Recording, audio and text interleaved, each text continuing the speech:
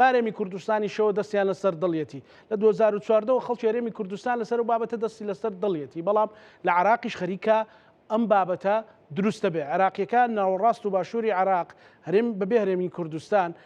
ماوەیەکی زۆرە نەیانزانی و قەیرانی موچە چیە دواکەوتنی موچە چیە پاشەکەوتی موچە چیە ڕەنگە لە پرۆژەدا یان نەک بێگومان لە پرۆژەدا کێشە و گرفتیان زۆرە لە گەندەڵیدا کێشیان زۆرە بەڵام بۆ مۆسەلەی موچە لە کات و وەختی خۆی هاتووە بەڵام ئێستا خەریکە دەنگۆی لێ دروستە بێ عراق بۆ تووشی ئەو بابەتە بوو چۆن ئەتوانێت لی دەرچێت چۆن ئەتوانێت هەرێمی کوردستان ئەتوانێت هاوکاری بکاوکو ئەوەی کە هەمیشەوە باسەکرێەوە ئایا عراق ڕوبەڕووی قەیرانێکی قورسی دارایە سەختی دارایە بێتەوە کە نەتوانێت لە مانگەکانی داهاتوودا موچە بدات کە حاڵی گەروی هورمز بەم شێوەیە بێ خوانەوێ کەس نازانێت کراوەتە یان نەکراوەتەوە دۆناڵد ترەمپ تروسێکە کات پۆستێکە کاڵێ ئەو کراوەتەوە ئەڵێن 47 کەشتی ڕۆی کەشتی بۆردومان کرا دەنجی تەقینەوە ئێستاش کەس نازانێت و گەروە چارەنووسی بە کوێ گەیشت و نەوتەکە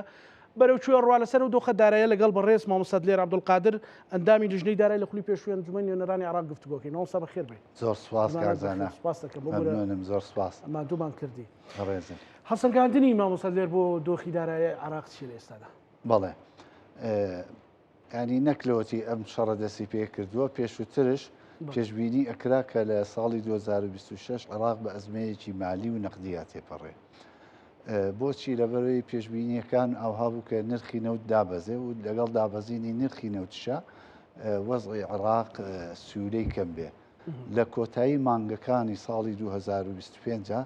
عراق تووشی ئەزمەی سوولە ئەبوو سوولە مەبەست ئەوەیە ئەو پارەوشکەی کە بەدەستەوەیە لەبەردەستی حکوومەتایە لە کۆتایی مانگەکانە تووشە بوو بەڵام بەوای قەرزی داخلی و قەرزی بانقەکانەوە ئەیتوانی ئەو مۆزوعە بە سەهلی تێپەڕێنێ بەڵام پێشببینی ئەوەی کردبوو کە لەگەڵ دابەزینی نرخی نەوت لە ساڵی 2026 تووشی ئەزمەیەکی مالی بێ بەڵام بەرامبەر بەوە یعنی جگە لەو پێشببینیە وەزعێکی نوێ هات لەم ساڵە لە 2026 ئەوش ئەوەیە شەڕی ئەمریکا و ئێران یا بە وازەحتر بڵێن شەڕی خەلیجی سێم ڕوویدا شەڕی خەلیجی سێم کە ڕوویدا تنگەی هورمز گیرا و فرۆشتنی نەوت قورستر بوو و ئەگەر نەوت ڕاستە نرخی بەرزە بوو بەڵام توانای فرۆشتنی نەوت کەمتر بوو عراق ینی ئەو نەوتی ئێستا ئەیفرۆشی کەمترە لە نیوەی ئەو نەوتی پێشووتر ئەیفرۆشت ئێستا بەوای هەرێمی کوردستان بۆ ئیتفاقی لەگەڵ تورکیا کردوێتی و بۆ جار بەجار سەماحی کە لەگەڵ ئێران تەنسیقێکی هەیە بە گەروی هەمووزانەوتەکەی تێپەڕێ بەڵام هێشتا کەمترە لە نیوەی ئەو داهاتی کە پێش ئەم شەڕی کرد بەڕێوە دیارە نەتیجەی ئەوە یەک لە هۆکارەکانە تەبعاً بەڵام هۆکاری سەرچیە هەر هۆکاری سەرچینی ئەو یەک لە هۆکارەکانە هۆکاری سەرچی ترشەیە کە هۆکاری زۆر گەورن بۆ ئەم ئەزمەیە دروست بووە کە نەوتەکە کەم ڕۆی و کەم فرۆشرا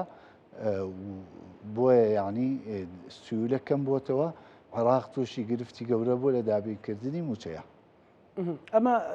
چیتر هەیە مەسەلەن ئەوەی کاستی پێ بکەی وەکو بڵێن ژێر بەڕە بێ بەڵێ نەک ژێر بەڕێ هەنێ شتەیە وازحە غێری ژێر بەڕەش ئەوەیە ینی ماوەیە کە ئەمریکا وەکو پێویست ئەو پارە بە عراق نانێرێت مخاڵێکی گەورەیە یعنی لەبەرەوەی پارەی عراق هەمووی لەژێر حیمایی سەرۆکی ئەمریکایە و پارەکان هەموو ئەچێتە ئەمریکا لە ئەمریکاوە جارێکی تر دێتەوە عراق بینابین ئەو ئەزمەیە ڕوو ئەدا کە ئەمریکا پارەکە نانێرێ یعنی تۆ هەم پارەت دابەزیوە هەم پارەت کەم بۆ دێ هەم ئەمریکا پارەکەت بۆ نانێرێ ئەوش خۆی لە خۆی ئەزمەیەکی تری گەورەی دروست کردووە بە من ئەوش خۆ کارێکی زۆر گەورەیە بۆ ئەو ئەزمە مالی کە لە عێراقا دروست بووە بۆیە ئەمە دوو هۆکاری سەرچین کە لە عێراقا مەسەلەکە ئەوەیە کە پارە نەکەوێتە دەستی فەسایلەکان هەر ئەوە نییە پارە نەکرد نەخێر لەبەر ئەوەیە کە ئەمریکا ئێستا مەسەرن بۆ تەشکیلی حکوومەت عراقی بۆ ئەوی پشتیوانی عراق بکە و بۆ ئەوەی کە عراق بکە یعنی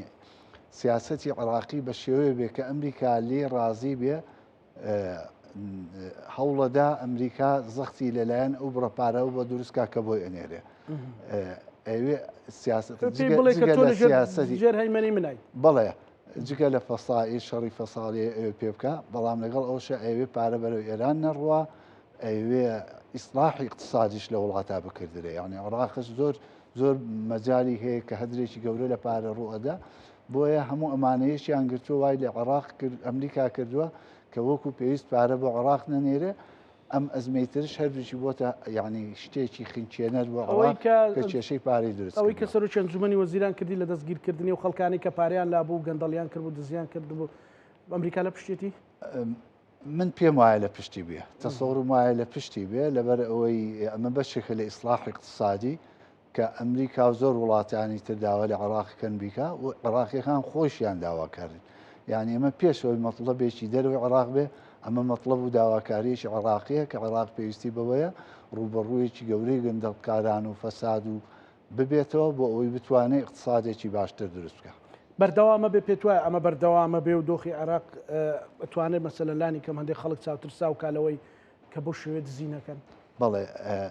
هەنگاوی یەکەم کە نایەن هەنگاوی یەکەم حدێکی بۆ گەندەڵی و بۆ فەساد دروست کرد لە عراق وای لێ هاتبوو زۆر لە گەندەڵکاران یعنی لەوە نائەترسان کە ڕۆژە لە ڕۆژان بێ محاسە بکرێن ئەو فکرێ نەما لە عراقە لە مۆزەفێکی سادە و ئاساییەوە لە کەسێکی سادە و ئاسایی نەڵێن هەر فەرمانبەرێ بەڵکو هەر کەسێ تعامل لەگەڵ پارەی عراقیا بکە تا گەورەترین بەپرس ئەمڕۆ حساب بۆ ئەوەکە ڕۆژێ لە ڕۆژان حسابی لەگەڵا بکرێ و ترسێ دروست بووە غێری ترسەکەش دروست بووە پێیەکە جدیەتێکش لە حکوومەتی زەیدیا هەبێ بۆ ئەوەی کە بەردەوام بێ ینی لە دوای حملەی یەکەم حملەی دووەمش دەستی پێ کردووە ئەمەش خۆی لە خۆیە ترسێکی دروست کردووە و هیوایەکشی داوە بەوانەی کە یعنی ئەڵێن عراق بەر و چارەسەر ناڕوا نەخێر عراق وڵاتێکە ئەتوانێت کێشەکانی خۆی لە بواری فەسادە چارەسەرکاو و اقتصادی بەرەو پێشەوە بەرێ ئێستا ئەتوانێت چۆن ڕوبەڕووی ئەو بێپارەی کەم پارەیە بێتەوە مەسەلەن سامڕۆ دەی مانگ بوو مەسەلەن ڕزام ئەمڕۆ کۆتایی بە وەزارەتەکانی عراقات دابشکردنی موچەی وەزارەتەکانی عراقات چۆن ئەتوانێت بۆ مانگەکانی داهاتۆ ڕوبەڕووی ئەو مەترسیە ینی بەڕاستی هەڕەشەیە بەڵێ بە پێی زانیاری من سێ سیناریۆ لە عراقا تا ئێستا پێشنیار کراوە ینی ئەمە هەنێکی لە حکوومەت و هەنێکشی بە تەسریحاتەکان هەنێکش کە خوبەرای اقتصاد و خەڵکی شارەزا قسەی لێکن سیناریۆیەکەم ئەوەیە کە بدایە تەرحیان کرد کە بە قەرزی داخلی چێ بانقەکانی عراق ئیمکانێتی اقتصادی باشیان هەیە و لە بانقەکان قەرزەکەن ئەو پارەی لە بانقەکان کە هەیە اینجا بانک زۆر هۆکاری هەیە کە بتوانێت پارەیە بێت جار وایە سەنەدات خەزینە تەرحەکە جار وایە قەرزی هەیە جار هەیە خۆی پارەی هەیە زۆر هۆکاریە ئەوەیش چێ لە هۆکارەکانە لە دوو مانجی ڕابردووە باسی قەرزی خارجیشیانە کرد یعنی ئەگە تۆ بە قەرزی داخلی نەتوانی پارەکە پڕەوەکەی باشتر وایە موچەی مۆزەف ڕانەگری بەڵکو هەوڵ دەی بۆ قەرزی خارجیش بکەیت لەبەروی عراق وڵاتێکی دەوڵەمەندە و چاوەڕوان ئەکرێ بەسەر ئەم ئەزمەیە زاڵ بێ عراق یعنی ئەوە نییە بڵێن ئەمە ئەزمەیەکە تاسەر ئەبێ بۆ عراق نەخێت ڕەنگە ئاسۆیەک هەبێ ئەگە سیاسەتێکی ئیسلاحی اقتصادی باش بەڕێوە بەرێ و ڕوبەڕووی گەندەڵکاران بێ عراق مقەوماتی زۆرە کە وەزع اقتصادی بەرەو باش بڕوە زۆر کەس ئامادەی قەرزی بداتێ ئەوەش هۆکارێکی ترە کە با بڵێن فکری لێکەنەوە بکەن خاڵی سێمش هەیە هیچیان زەحمەت نینەوەە هیچیان زەحمەت نین خاڵی سێمش باسەکەن ئەوەیە کە گۆڕانکاری لە عوملەکەی بکرد لە ئێستا زۆر بگەرمی باسەکەن سێ سفرەکە لادن بەڵام شارەزایانی بواری اقتصادی شارەزایانی بواری دراو هیچی لەگەڵ ئەو فکرێو نییە کە ئەمە چارەسەرێ بێ بەڵکو هەنێک باسەواکەن ڕەنگە شتێکی کاتی بێ لەبەرەوەی بنەمایەکێ یعنی یاسایەکە یا قاعیدەیەکێ لە بواری پارێ ئەڵەیە دراوی بەقوت ناتوانێت اقتصادی بەقوت دروستکە بەڵام اقتصادی بەقوت ئەتوانێت دراوی بەقوت دروستکە بۆیە تۆ ناتوانین دراوەکەت بە هێز بێ ئەگەر ڕقمەکەی لادێ ئەگەر لە پشتی ئەوە اقتصادێکی بەقوتت نەبێ بۆیە ئەم فکرەیە کە باسی ئەەکەن من پێم وانەیە مەوزوعێکی جدی بێ عراق هەنگاوی بۆ بنێ بەڵام ئێمە مەسەن هەنگاوی تر ئەبینین مەسن ئەو تەنسیقی لە بینی وەزارەتی مالی و بانقی مرکزی عراقیە هەیە ئەمە مەسن ئەگەم لا حەزە بکەی هەر لەم چەند ڕۆژەی ڕابردووە کۆبوونەوەیان هەبووە و هەوڵیان داوە تەفاهماتی زۆر لە بینی خۆیان نابکرد بانقی مرکزی عراقی استقلالیەتی و سەربەخۆیەکی هەیە وەزارەتی مالیەش شێوەکاری خۆی هەیە بەڵام لە کۆبوونەوەکەی هەردوو بەڕێز هەر جەنابی وەزیری مالیە لەگەڵ سەرۆکی بانکیا پێکە تەفاهماتێکیانە ببن پێم وایە ئەوش زۆر گرنگە ئەو تەفاهماتانە هەم طبعا بەمەرجێک سربەخۆی بانکی مرکزی عراقی بارێزێ بۆ پێشقزتنی عراق پێم وایە کاریگەری خۆی هەبێ کاریگەریە بێ مامۆستا لێر یعنی بەڕون و ڕاشکاوی عراقەکەوێت ئەزمەیەکە و کە بە چل بۆ 45 ڕۆژ موچەدا بەشکات ئەو ینی ئەمە پێشببینی ناکرێ بڵێ وەڵایی من پێم وایە پێم وانێ ئەبێ مقتەیات دەبێ خاڵتە بێ بنەماتە بێ سێریکەی لەسەر ئەوانە بڕیاردەی مەسەن سینناریۆیەکە بێ بڵێ ئەگە ئەم سینناریۆیە بێ مەسەرم بۆ نمونە نەوتی عراق هەر نەڕوە ئیسلاحات اقتصادی نەکرێ وزوستاتی ئەمریکا لەسەر عراق بێ بەڵێ زۆرتر شەخایەنێ ئەمە سینناریۆیەکە ئەبێ دای بنێ ڕەشترین سینناریۆ پێم وایە ئەمە باسمان کرد بەڵام سینناریۆ ترشەیە ئەگە ئەم 6 ڕۆژەی ئێستا باسی لە ئەکرێ نەوتی عراق بڕوە و نەوت بەم بەرزیە بێ و عراق بتوانێت زیاد لە منفەزەی بکاتەوە مەسەن ئێستا منفەزی ئەو بۆڕێ بە هەرێمی کوردستان و تورکیا و لێ تێگەیشتنە بۆ عراق زۆر گرنگە و ئەو بۆڕێ ئەو مەسەرن ئەو نەوتی ئێستا هەوڵەدا بە سووریا بڕوا بۆ بانیاز بڕوا مەسەنەوە خاڵێکی گرنگە ئەو هەوڵی مکافحەی ئەم گەندەڵی کە هەیە مەسەن ئەم خاڵانە بڕوا و سەعلی نەوت بەرز بێ مەسەن لەم ئاستی ئێستایە من پێم وایە عراق بتوانێت بەسەر کێشەکەی زاڵ بێ بەڵام مەسەرێن هەموو بڕیارێک هەموو وەزعێک پەیوەندی بەشتی ترەوەی پێشبینیەکان ئەبێ لەسەر سینناریۆکان بێ ڕشترین سینناریۆ ئەوەی کە و دۆخە بە شوێ بەردەوام بێ ڕشترین سینناریۆ ئەوی خاڵی یەکەم باسم کرد شەڕەکە بەردەوام بێ گەڕووی هرمز گیرا بێ عراق لە غێری ئەم خەتە تازەی تورکیا ڕێگای ترینە بێ و گەندەڵی فەساد بەردەوام بێ و ئەوەی پێشببینی ئەکرێ یعنێمە خاڵێکە کە باسی لێ ئەکرێ کە عراق ئاخری وادی داناوە بۆ ئەوەی ئەو فەسیلانەی کە لە دەرەوەی دەوڵەتن چەکدانێن سینۆیە ئەگە ئەو فەسیلانە چەکدانێن و عراق بەرەودۆخێک ئەڕوا کە دیار نەبێ مەسەڵ حکوومەتی عراقی بەڵێ ینی ئەم سێ خاڵە هەبێ ئەو سینناریۆ ئەوانە بۆ هەرێمی کوردستان چی پێت وایە مەسەلەن عراق ئەتوانێت بیانوێک نادۆزێتەوە مەسەلەن بڵێ تەمویلی موچەی فەرمانبەرانی هەرێمی کوردستان ناکەم ینی بڵێ سیولەم نیان جۆرێک لە جۆرەکان مەسەلەن سام بڕۆ دەی مانگەڵیندا ئەبێ خەزێنە پارەی بۆ بێ کۆمەڵە سیلۆکۆکەینە بۆ تریلیۆنیان کەمتر لە تریلیۆنە بنێرین بۆ هەرێمی کوردستان ینی لە ڕووی قانونیەوە بابەتێکە لە ڕووی دۆزینەوەی هەنجەت و ماهانە شتێکی تر بەڵێ لە ڕووی قانونیەوە نەخێر ناتوانێت لەبەرەوەی چۆن مۆزەف پارەکانی حکوومەتی عراقی فەرمانبەران وەزارەت و هەموو دەستگاکانی دەوڵەتە درێ ئەوەش ئەبێ پارەکانی حکوومەتی هەرێمی کوردستان بدرێ و ناڵێن پێش یا دوا لەگەڵەوە بەڵام هەر کاتێ مانجێ لەواندرا ئەبێ مانجێ لەمەش بدرێ ئەمە بە پێی قانونەکان ئەبێ ئاوا بێ بەڵام زروفە سیاسیەکان چی دروستەکەن ئەگەر حکوومەتی عراق لەگەڵ حکوومەتی هەرێم پەیوەندیەکی باشیان هەبێ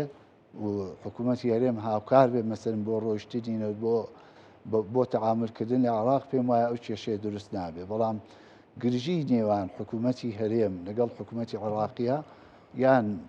مەسەرن زەختێک لە ناو کۆمەڵە تیار لە ناو حکوومەتی عراقی دروست بێ دش بە هەرێمی کوردستان پێم وایە ئێستا ئەوەی ئەیبینی کە پەیوەندیەکان تا ڕادەیەک پەیوەندی ئارامن هیچ گرفتێکە بینی لە بەردەم هاتنی موچە خۆرانی هەرێمی کوردستان لەم قۆناغەیە ینی حکوومەتی هەرێم پەیوەندیەکی باشی هەیە لەگەڵ سەرۆک وەزیرانە سەرۆک وەزیران پێی ناکە هیچ نیەتێکی خراپێ بێ وەزیری مالیە تا ئێستا قسەکانی سیاسەتەکانی حزبەکەی هەر هەمووی بەرامبەر کورد بەرامبەر هەمووی کوردستان باش بوونە ئەگە گۆڕانکاری نەبێ پێم وایە خەمخۆر ئەبن بۆ موچەخۆرانی هەرێم وەکو بۆ واقع عراق خەمخۆرن ئەمە هەرێمە توانێت چی بکە بۆی نێت پاچی پیشاندا بۆ چارەسەرکردنی دۆخەدارایەکەی عراق بەڵێ یعنی شتێک لە خیاڵم نییە ئێستا بڵێن بە تەحدید ئەبێت چی بکە بەڵام بێت تۆ لەسەر هەموو ئاستەکان علاقەت لەگەڵ حکوومەتی عراقیە باش بێ ئەبێ حکوومەتی هەرێم شتێ بزانێ عراق ئێستا لە تەنگاوەیە کاتی خۆی لە برایەتی ئەم ئەزمەیە بوو ئەم ئەزمەی نەوتە و گەروی هورمزگیرە کاتی عراق داوای لە حکوومەتی هەرێم کردوتی با بۆ ڕێنەوتەکە بە نەوتی عراقی بە هەرێمی کوردستان هاتێپەڕێ ئەو کاتە حکوومەتی هەرێم شڕوتیە بوو مەسن عراق لە گەورەترین ئەزمەی خۆی بوو چاوی لەوە نەبوو هەرێم شڕوتی بۆ دانێ بۆ نمونە من پێم وایە مەسەلەن دواتر کە ڕەزامەندیان پیشاندا حکوومەتی هەرێم ئەوە خاڵێکی باش بوو بەڵام ئەگە سوود بوونایە لەسەر کۆمەڵە شروط لەو کاتەیە بیهێنی شتێکی خراپ بوو. مەسەن ئێستا ڕێککەوتن لەسەر خاڵە گومریەکەکان مەسەن ئەوە خاڵێکی مهمە حکوومەتی هەرێم ئەتوانێت سوودمەند بێ و حکوومەتی هەرێم لە زۆر بواری سیاسیە ئەتوانێت لە تاکردنی وەزعی سیاسی و ئەمنی عێراقا ئەتوانێت هاوکار بێ. پێم وایە حکوومەتی هەرێم زۆر شتی لە بەردەسە بەڵام حکوومەتی هەرێمش ئێستا بێ بزانین بۆی حکوومەتێکی هەرێمی بەهێزە بێ پێویستە با بڵین حکوومەتێکی نوێ هەبێ بەم وەزعی حکوومەتی کاربڕێکرد پێم وایە هەنگاوەکانی باش نابێ و ناتوانێت دەوری گەورە بدینێ باشتر وایە بەلە بکردرێ لایەنی بەشداربوو لە پەرلەمانی کوردستان بەلە بکەن لە پێش دروستکردنی حکوومەتە هەم بۆ هەرێم هەم بۆ عێراق گرنگە. باسی دواوەتەی مەسلەی فەسایلەکان کراوانی کە تا ئێستا مەطلوبن پێت وایە ئەمە عێراق باتە دۆخێکی سەخت و ئاڵۆس؟ ئێمە بێت چاوەڕێ بکەینانی چاوەڕێ دەرهاویشتەکان چیە بێ لە بەرەوەی لە ئێستاوە بۆ کۆتایی مانجینۆ کات ماوە پێم وایە مەسەلەن ڕێککەوتنەکانی ئێران و ئەمریکا یانی نەتایجی حربەکانی ئەوێ تێگەیشتی فەسائیلەکان لە یەکتری مووقفی وڵاتانی تر ئەم تەحالفاتانەی کە کراوە لە منطقە پێم وایە هەریەکێ لەو خاڵانە تەسیراتی لەسەر ئەم بڕیارە بێ بەڵام ئەوەی تا ئێستا ڕوونە ئەوەیە کە حکوومەتی بەڕێز زەیدی سوورە لەسەر ئەوەی ئەو بڕیارەی خۆی جێبەجێ بکە. ینی محکومە بۆی کە جێبەجێکە ناڵێن محکومە تا ئێستا سوورە لەسەری تا ئێستا نێویستۆ مەسەن پاشگەزە مەسەن لەگەر سیناریۆ گۆرگرین جێبەجێ نەکات لە حاڵەتێکی وادا ئەکەوێتە بەردەم تانەوتە شەری ئەمریکا. پێم وایە حکوومەتی زەیدی لە بینی دووڕیانێکی ناخۆشە دوو بژاردەی ناخۆشە یەکیان بژاردەی فەسائیلەکان یەکیان بژاردەی ئەمریکا لە هەردوو لاوەزەختی لەسەرە بێ دا چۆن ئەتوانێت یعنی ئەم دوو خاڵە حکوومەتی زەیدی ڕێبکەوێت لەسەری ئەوە ئەبێت ئەمێنێتەوە سەر حکوومەتی زەیدی شخصی خۆی و ئەو پێکهاتەی کە حکوومەتەکەی لێ دروست کردووە ئەوەی پێ بڵێن ئیتار حکوومەتی ئیتار چۆن هەنگاوانێ مەسەن لە ئاخر کۆبوونەوەی ئیتارە زۆر پشتیوانی حکوومەتی زەیدیان کرد و سیاسەتێکی زۆر عاقلانەیان هەبوو بەرامبەر بە حەربی خەلیجی سێ بەرامبەر وەزعی عێراق لە کۆتایی ئەم بەڵێ لە کۆتایی ئەمە شۆزەکەیان چۆنە بێ ئەگە بە هەمان وەتیرە بڕۆن پێم وایە بتوانن بەشێ بن لە چارەسەری ئەم کێشەیە بەو شێوەیە بۆ شێوەی ڕاری حەسمین بڵێن زۆر مەترسیداڵێسم بن ئەگەر بە شێوەی ینی دوومانجی ڕابردوو بڕوە پێم وایە بتوانن لە حەقی بێن لە حەقی ئەم وەزع بێن هەم حکوومەتی زەیدی هەم حکوومەتی عێراق و بتوانن عێراق بەرەو کەنارێ ئارام بەرن نەهێڵن مەشاکلی گەورە لە عێراقا ڕوو بدە بەڵام ئەگە شتێکی تازەش بێتە پێشەوە ئەوە مەترسی ئەوە هەیە مەسەلەن بەکۆ و کابینەکانی بەڕێز عادل عەبدولمەهدی بەڕێز کازمی مەسەلەن ئەم خولە تەواو نەکا و دۆخەکان لە عێراقا بچنە دۆخێکی مەترسیدار ئاڵۆس سیاسی مەبەستەگە نەبێتە جەنجیش ڕۆژهەڵاتی ناوەڕاست هەمووی لە وەزعێکی ئەزمەیەکایە ئەوەی عەرەبە لێ عەلە کەفل عفریت نسبی ئەلێ یعنی هیچ یەکێ لە حکوومەتەکان لە وەزعی مستەقڕانین وەزعەکە ناخۆشە بەڕاستی لە ناوچەکە شەڕە هێزی گەورەی لێیە و جاروا هەیە شەڕێکی گەورە لە پرشتێکی بچووکەوە دروستە بێ ینی مێژوو زۆر جار ئەو شتەی سەرماندووە بۆیە هیوادارین ئەم مەوزوعانە هیچ ڕوونەدا و سیناریۆکان بەڕاستی یعنی من خۆم پێشبینیم نییە ناتوانم پێشبینیم بکەم بڵێم چی ڕووەدا ئەوانە بەڵام هیوامان وایەشتی گەورە لە ناوچەکە ڕوونەدا و سقەشمان بە عێراقیەکان هەبێ هیوادارین بتوانین ئەگە هەرچی ڕوو بدا عێراق لە زۆر شت بپارێزن مەسەن ئێمە نمونەیە بینینەوە سێری وڵاتانی دەوروبەرمان بکەین هەمووی ئەزمەی ماری قورسی توژوو ئینهیاری گەورەی دراوەکەیان توژوو بەڵام تا ئەمڕۆ عمدەی عێراقی لە زۆربەی هەرە زۆری باشترە ینی ئەمە عێراق بە هەموو زروفە سەختەکانە کە لە 10-15 ساڵی ڕابردووە تێپەڕیوە عێراق توانیوێتی دراوەکەی خۆی بپارێزێ قوتی دراوەکەی خۆی بپارێزێ ئەمە مانای وایە توانیوێتی اقتصادی وڵاتەکە بپارێزێ مانای وایە زۆر شتی توانێت بپارێزێ ئەوە نییە لە ژێر زەختانە بوو بێ و پاراستنی ئەم ئەملێ ئاسان نەبووە بەڕاستی زۆر قورس و زەحمەت بوو پیاویستی لەو بوارەیە بە سیاسەتێکی حەکیمانە بۆ توانیوێتی بپارێزێ بۆیە ینی زۆر ڕەشبین نەبین و سقەشمان هەبێ کە ئەوانش تێگەیشت بن ینی بەڵێ عراق نەکەنە قوربانی هەندێک مەسەلەن بالضبط لە ناو عراق شادنجێکی زۆر گەورە هەیە کە باس لەوە ئەکا عراق تێکەڵاوی شەڕی گەورەی منطقە نەبێ اقتصادی عراق خۆی لە ئەزمەیەکایە عراق خۆی ساڵانێکی جۆرە لە ژێر حەرب بوو ئەوەیە خۆمان باز لە زۆر حەرب و زۆر مەشاکل نەدەین ینی زیاتر بابەتەکان بەرەوەن ئومێد هەبێت زیاتر نەوەک لەوەی کە بڵێن ڕەشبینی هەبێت من خۆم ڕەشبین نیم من خۆم ڕەشبین نیم بەڵام نازانانی یعنی چی ڕوئەدا تا ئێستا تۆ ئەبێ سێرکی لە فتری ڕابردووە چی ڕوویدا ئەوها سێری ئایندە بکەیت ئێستا وەزعەکە دوو کەڵاویە زۆر بەڵام هیوامان وایە و ومێدمان وایە کە باش بێ بەڵێ دوایین سەرنجی مامۆستا لێرە و بەرنامەیە وڵی من پێم وایە عراق وڵاتێکی گەورەیە وڵاتێکە خاوەن اقتصادێکی بەهێزی هەیە و ژێرخانێکی ئابووری بەقوتی هەیە احتیاتێکی زۆر گەورینەوە و غازی هەیە